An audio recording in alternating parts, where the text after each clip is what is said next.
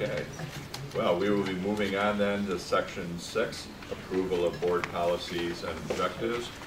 We have 6.1, policy 705, debt management revised. This is second reading. Any comments, questions, or additional edits? If not, then can we have a motion to approve this as it is a second reading? Second? Roll call, please. Mr. Farrar? Aye.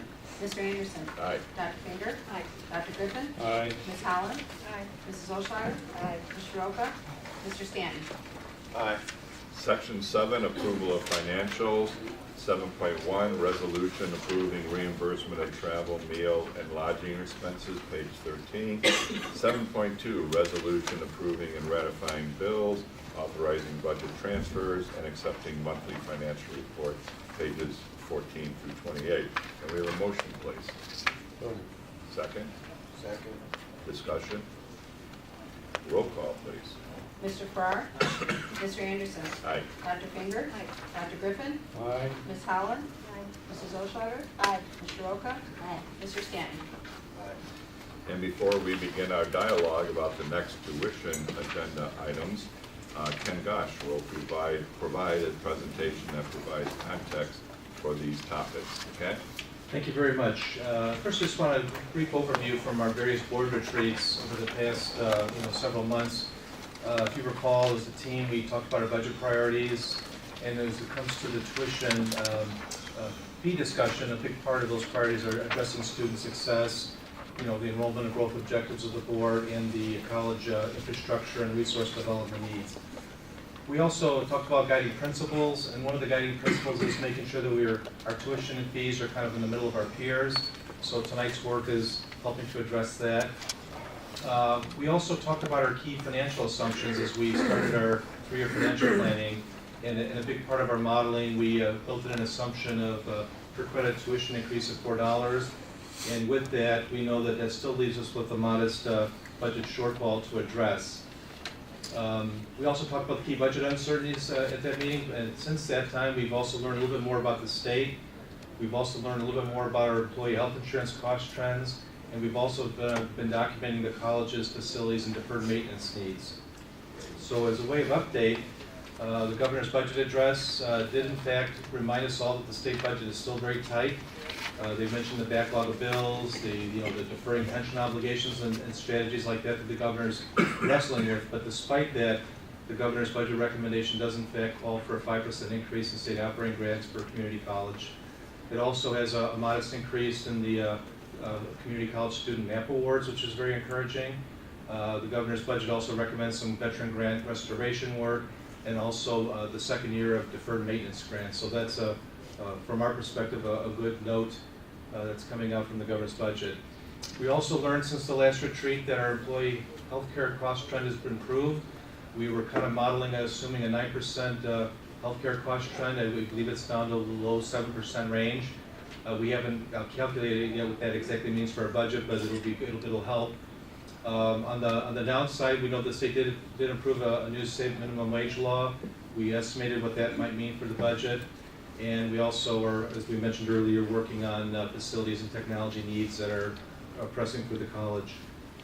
Some examples of the college's funding needs. I put on the slide just to give you an example, just to mention a few. The Graves Lake campus, we still have 48 classrooms that need upgrade to their furniture.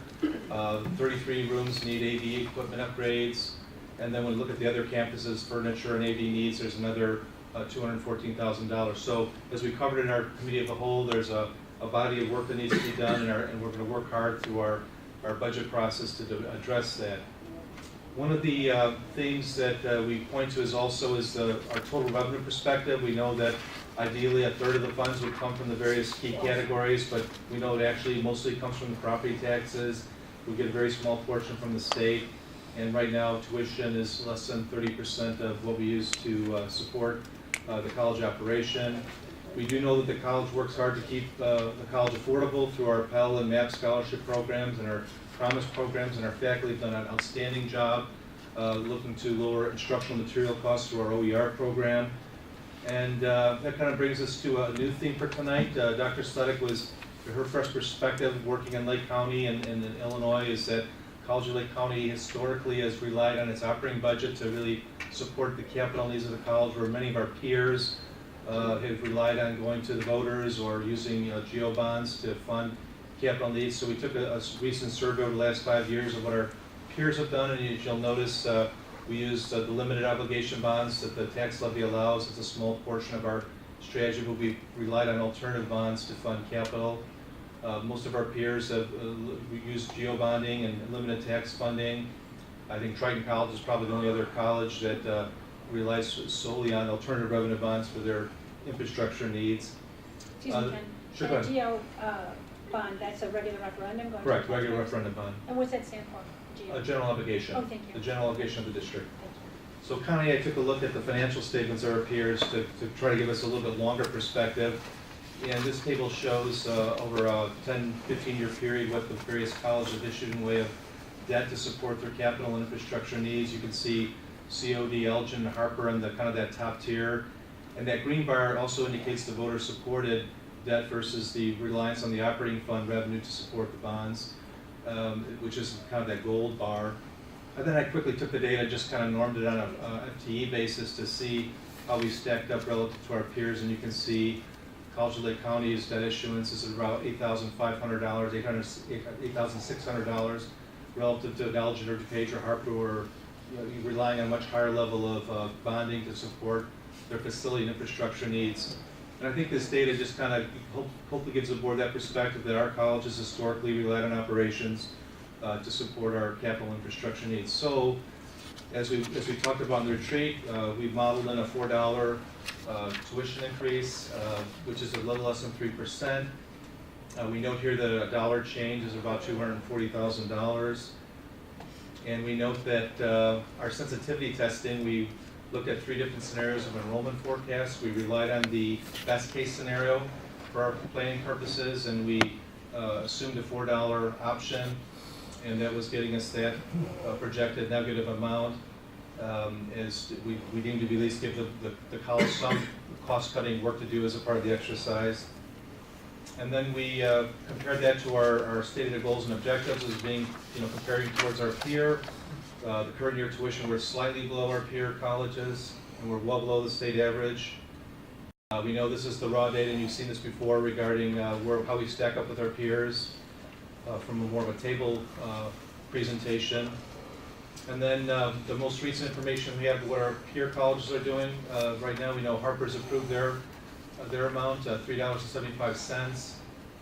Joliet's at $2 and so on. And we still don't know 3 of the colleges' projected plans, but at least it'll give you a framework for tonight's discussion regarding where we are within our peers. I would like to point out that Oakton back in 17 and 18 had fairly large tuition increases for catch-up work, and part of their commitment was to not raise the tuition in the subsequent 2 years, so this is the part of their 4-year plan. And I think finally we just wanted to mention this is kind of what our tuition and fee structure looks like with the $4.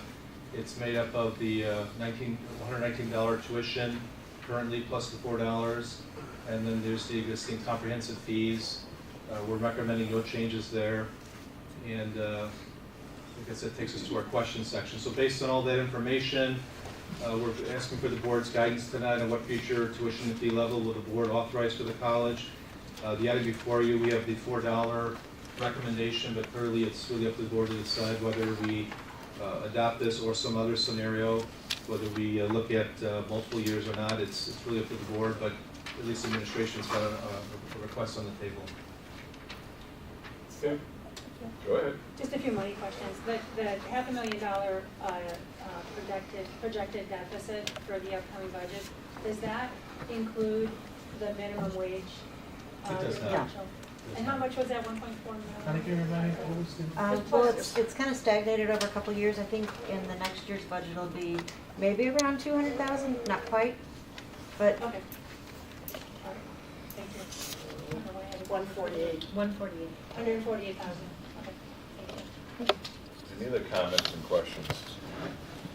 Maybe one more Yeah. suggestion. Dr. Syke had mentioned to me about other community colleges that are using indexing as a strategy as a part of their board's tuition setting process. And I learned this afternoon that Harper College uses the HECA, or it's the higher education, I forgot what the CA stands for, but it's based on two indexes instead of the national level. 75% of it is based on the higher education employment inflationary index.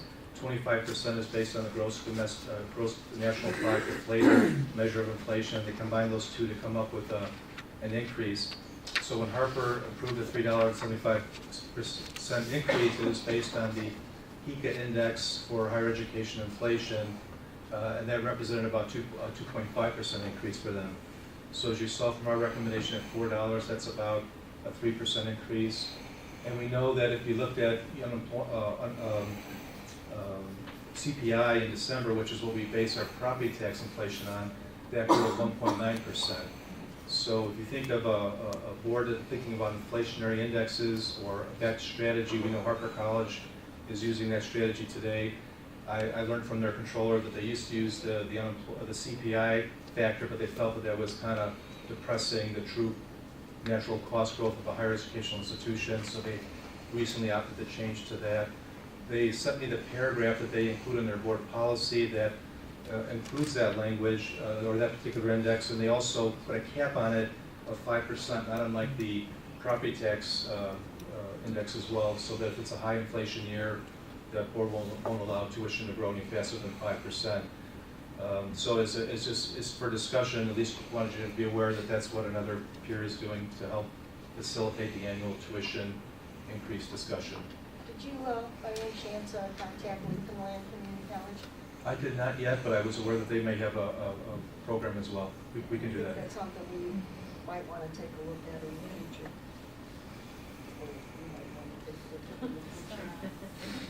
Well, we're sitting here with a recommendation from the administration for a $4 increase in tuition. Do we have any other comments on this?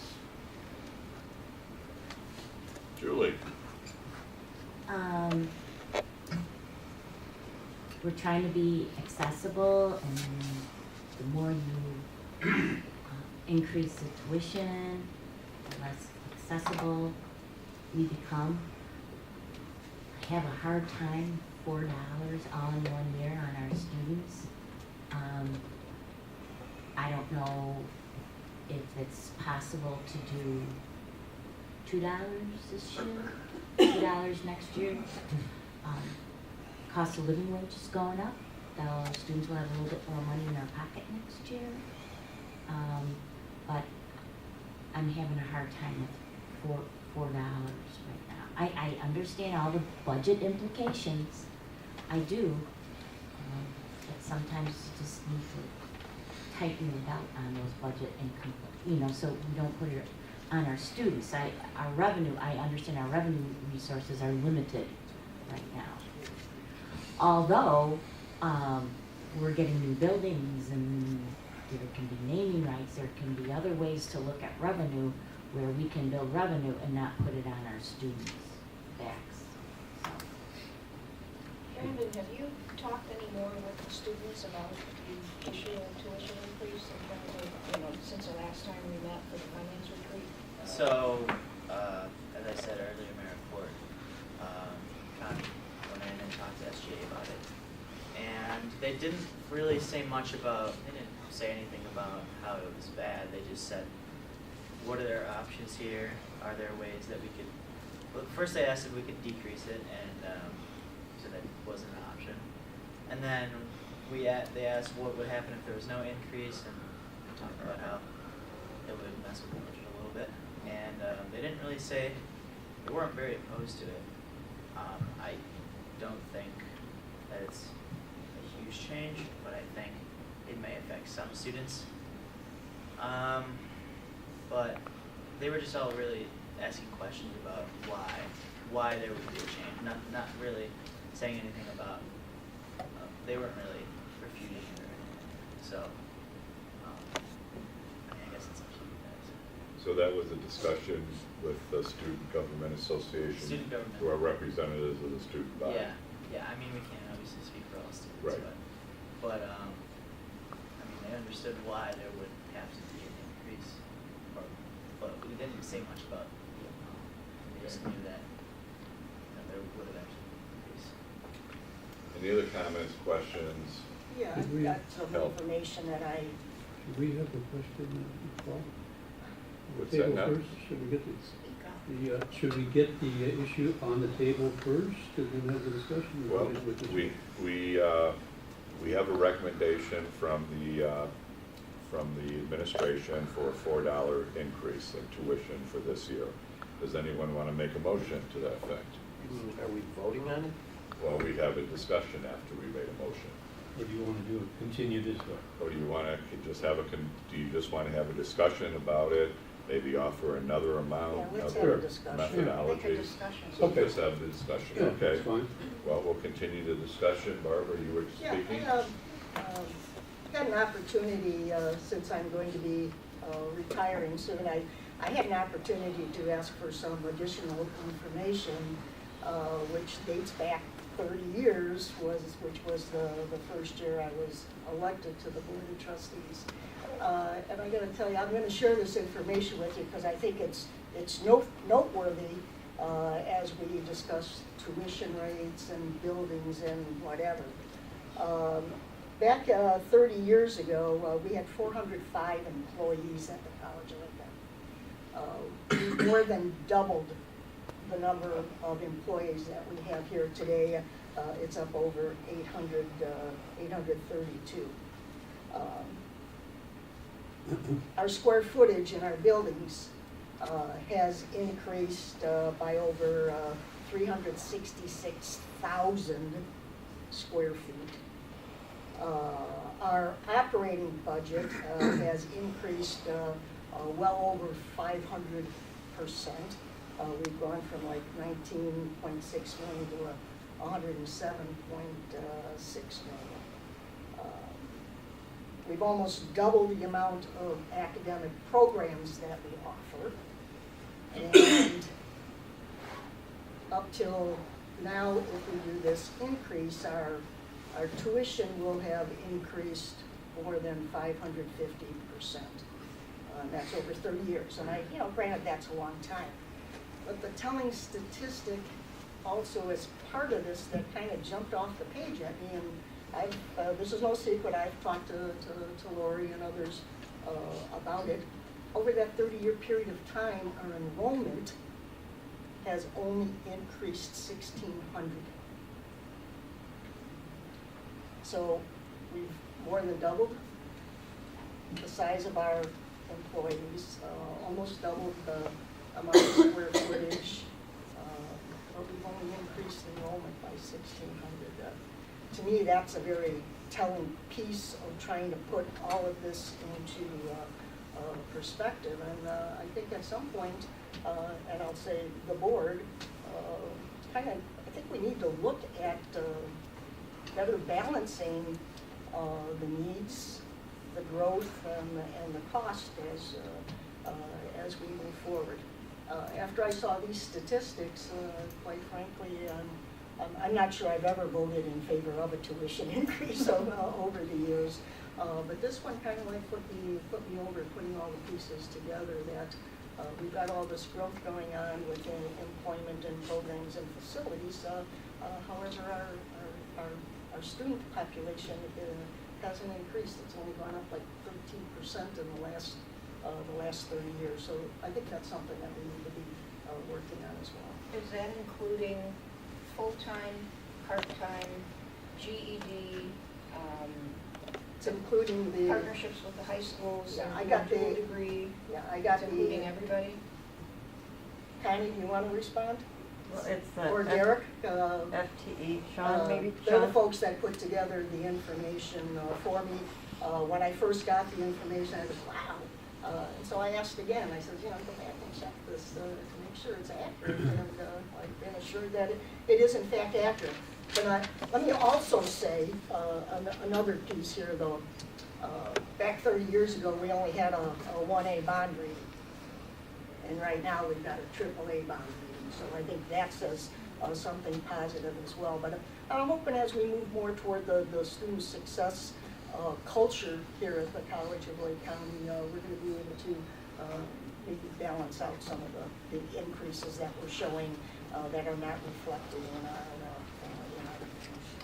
I if I could just offer, I appreciate the analysis that you've done, but I will offer that when you're adding facilities, it requires added resources to make those facilities run. And while enrollment is one measure of what we do, when you put things in like a performing arts center, or you have spaces that are available for community members, there are many aspects of this college that contribute in a large way to the communities that we serve across our 3 campuses that will never be reflected in our enrollment numbers. So I don't disagree with you. There's a lot of work to be done at this organization in terms of really putting our investments strategically prioritized around making that shift. But I think there should be caution in using that as a single point of reference in terms of all of the resource in the organization goes far beyond that aspect of our business. When was the last time it was raised? Last year. Last year. Right. And we raised fees last year too, didn't we? Decreased. We reduced the fees. Decrease. You talked about using the consumer price index. That's what Harper College is using, a variation of that. Yeah, because inflation rate's been low. It's even been negative the last quarter. With negative. 18, I think. CPI was 1.9 in December, wasn't it? Right. In November, it was 2.5. It just dropped really low because of the government shutdown, and Right. gas prices were really low. So we were expecting around 2.5, and then it dropped significantly. Yeah. Ken, can you tell us, like, maybe the last couple of years, what has been our overall average increase in budget? Oh, do you know that number, Connie? I mean, we're looking at like 5%? Like 1.8 or something. So 1.8%? Yeah, so, it was 108, 107, 105. We figure with 70% or 80% of the budget salaries and benefits, and that's growing at the contractual rates, and then the non-salary portion growing at a slower rate. I'm sure the blended average, like Connie's suggesting, is around 2% or whatever. I'd like to be convinced that we are really looking at our long-term administrative costs. And I brought this up time and time again, I'm not saying you're not, but I'm just not totally convinced yet that we are really looking at our long-term costs, particularly administrative costs. So I need to be convinced of that, I'd like to be convinced of that sooner rather than later. Obviously, prior to we get to this discussion next year. I agree with Julie, my colleague, that I think $4 is a bit much. I could live with $3. And I think I can live with $3. 3 is what we did last year, right? Yeah. It is. I can certainly live with 3, but I will also say that 2.9%, roughly 3%, I think that's fine. I think that's reasonable. I know I'm a minority in this on the board, simply because of the No, benefit. you're talking about budget increase. No, no. Looking at, because isn't the $4, doesn't that represent 2.9% Correct. of an Oh, increase? So we're okay. looking at Yeah, roughly excuse 3. me, I thought you No, were talking that's about okay. budgeting, No. which is also about Well, about 2%, right? 2%. Yeah. I just think a 3% increase in tuition, given all of the value added in terms of capital, programs, expansion, is well worth it. It still is a bargain to our kids. But I recognize that I'm a minority. I'm perfectly happy with 3. I would prefer $4, but I'll certainly support 3 as well. Although, and we talked about this a little bit, it would be nice to have maybe a 2-year plan in place. So 3 for each year. Pardon? No, $3 for the next 2 Each years. This year and next We may not be year. comfortable with that tonight, but just in general, I would love to just entertain that idea. I think that would be very good if we can get some of the issues that I've raised, convinced that early plan is in place, whatever that plan And the consists of. second year, $3 would be good for planning on behalf of the administration. But right now, I know I you don't think so, but that's okay. Right. Talk Oh. to Julie. Well, I propose it would make a motion to have the 2020 fiscal year tuition and fees increase to $2. And next year also, or just No, this just year? this. year's. Can you include as part of that motion and that have the administration also investigate the HECA piece? What is- What do you mean, the indexing? The Yeah, the notion of index. indexing. Oh, okay. Okay. Okay, and And variable tuition, We do have variable tuition. we have that. Well, that's what Barb was talking about with Lincoln Land Community No, College. that's more than, Is that- he's okay. done. It's a different issue. Yeah. indexing. So there's my Because- motion. Yeah. Second. Any further discussion? Well, I don't think it's fair to place this on the students of Lake County. I'll just leave it at that. Is that motion for $3 this year and $3 next year to No. make it No, two year? just the this one year. Just 1 year, with the caveat that we will get a real hard look at long-term student costs before next year's comes around tuition increase discussion. Before next year's budget comes. Yeah, for budget, yeah. Any further discussion? Pat, roll call? Mr. Farrar, Aye. Mr. Anderson, Aye. Dr. Finger, Aye. Dr. Griffin, Aye. Ms. Howland, Aye. Mrs. Olshager, No. Ms. Shiroka, No. Mr. Stanton. Nay. Okay. That took us through that. Motion carried.